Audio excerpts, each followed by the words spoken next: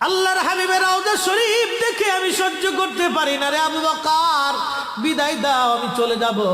চলে গেলেন নবীর পাগল। সিরিয়ার দামেস্কে যাওয়ার পরে কিছুদিন পরে নবীজি স্বপ্ন দেখায়, কিরে বেলাল, এটা কেমন জুলুম, কতদিন হলো তোমার কণ্ঠের আজান শুনি না। বেলাল রে, তোর কি মন চায় না আমি নবীর জিয়ারতে আসতে? বেলাল আয় আয়, আমি নবীর জিয়ারতে আয় রে বেলাল আয়, কতদিন হলো তোমার কণ্ঠের আজান শুনি না। স্বপ্ন যখন নবীজি দেখাইছে, এ মুসলমান, হযরতে বেলাল সুদূর সিরিয়ার দামেস্ক থেকে পাগলের মতো দৌড়াইলেন, পাগলের মতো ছুটে আসলেন। যখন মদিনাতে আসলেন তখন তাহাজ্জুদের সময় চলতেছিল। তাহাজ্জুদের সময় চলার সময় হযরত বেলাল রাদিয়াল্লাহু আনহু কাঠের জালি দিয়ে তখন রওজা শরীফ ঘিরে রাখা ছিল। ওই জালির পাশে বসে বসে জালির সঙ্গে মাথা ঠেকাইয়া নবীর পাগল বসে বসে গুনগুন গুনগুন করে কাঁদে আর বলে, হুজুর, আপনি আসতে বলেছিলেন, গোলাম এসে হাজির হয়েছে। নবী গো, আজান দিতে বলেছেন, আমি আজান দিলে আপনি আগে নামাজ আসতেন, এখন আজান দিলে কি নবী আপনি নামাজে আসবেন? হুজুর, এখন আজান দিলে কি আপনি নবী নামাজে আসবেন? নতুন মুয়াজ্জিন আসছে আজান দেওয়ার জন্য, এসে দেখে নবীর মুয়াজ্জিন বেলাল কাঁদে। ডাক দেখে মদিনাবাসী শুনছো, নবীর মুয়াজ্জিন ফিরে এসেছে, বেলাল আসছে, বেলাল ফিরে আসছে। এই কথা শোনার পরে সব সাহাবী ঘর থেকে বের হয়ে দৌড়ায় এসে দেখে বেলাল কাঁদে। সাহাবীরা বলে, বেলাল আজান দাও, কতদিন হলো তোমার কণ্ঠের আজান শুনি না। বেলাল আজান দাও, কতদিন হলো আজান শুনি না রে বেলাল। বেলাল বলে, সাহাবীরা রে, আমি আজান দিলে কি নবী নামাজ আসবে বলো? সালমান ফারসি রাদিয়াল্লাহু আনহু ডাক দেখে, সাহাবীরা, আমাদের কথায় বেলাল আজান দিবে না, তোমরা যাও দেখো হাসান আর হুসাইন দুইজন ঘরের মধ্যে আছেন। ইমাম হাসান হুসাইন রাদিয়াল্লাহু আনহুমা যদি বলে তাহলে বেলাল অবশ্যই আজান দিবে। সালমান ফারসির পরামর্শে সাহাবীরা দৌড়ায় গেলেন। বর্তমান 7 নম্বর গেট বাবু সালাম বরাবর একটা মসজিদ আছে, মসজিদে আলী, এটাই ছিল হযরত ফাতেমা রাদিয়াল্লাহু আনহার বাড়ি। এই বাড়িতে দৌড়ে যাওয়ার পরে ইমাম হাসান হুসাইন রাদিয়াল্লাহু আনহুমা দুইজনকে নিয়ে আসা হলো। দুইজনকে নিয়ে আসার পরে হযরত ইমাম হাসানকে দেখতে আমার নবীর মতো দেখা যাইতো, চেহারাটা রাসূল করিমের চেহারার মতো ছিল। নাতি দৌহিত্র নানার চেহারা পেয়েছিলেন, ইমাম হুসাইন ও নানার সুরত পেয়েছিলেন। দুই ভাই নানার সুরত পেয়েছিলেন।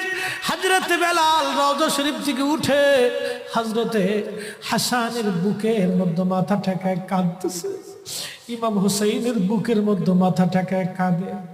হযরতে ইমাম হাসান ডাক ডাকা, নানার মুয়াজ্জিন, কতদিন হলো তোমার কণ্ঠে আজান শুনি না, যেই কণ্ঠ দিয়া নানার আজান শুনাইতা, যাও গো ওই কণ্ঠ দিয়ে আমাদেরকেও আজান শোনাইয়া যাও।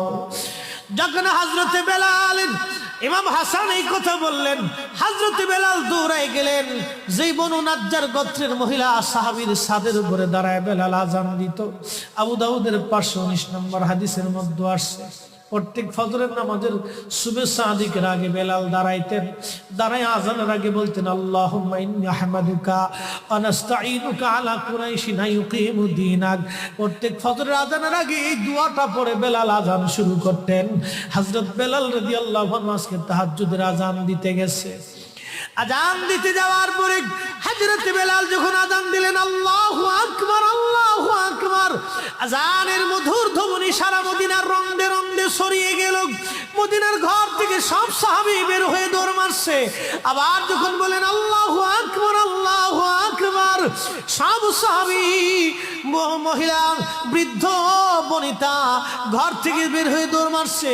যখন বলল আশহাদু আল্লা ইলাহা ইল্লাল্লাহ, মদিনার ঘর থেকে সব মহিলারা ঘর থেকে বের হয়ে দৌড় মারছে রে, আর কান্না করে, নবী বুঝি ফিরে আসছে রে।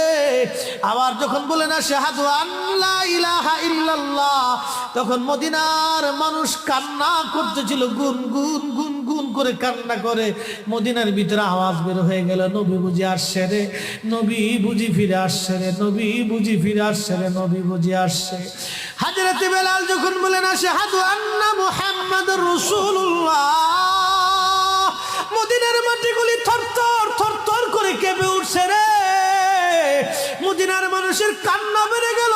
হযরতে বেলাল অজ্ঞান হয়ে জমিনের মধ্যে পড়ে গেলেন, তিনি বেহুশ। নবীর আশিক বেহুশ হয়ে গেলেন। বেলালের মতো আশিক যদি আমরা হইতাম,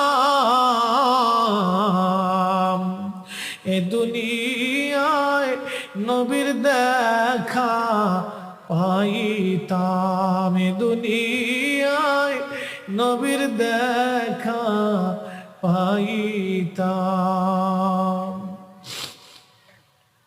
যখন হুঁশ ফিরে আসছে, রওজা শরীফের পাশে বসে বসে বেলাল কাদের বলে, হুজুর আজান দিতে বলেছিলেন, আজান দিয়েছি। হুজুর আমি আজান দিলে আগে নামাজ আসতেন, আজকে আজান দিলাম আপনি হুজুর আসেন নাই। যে আজান দিলে নবী আসবে না, আমি বেলালে আজান আর কোনোদিন দিব না।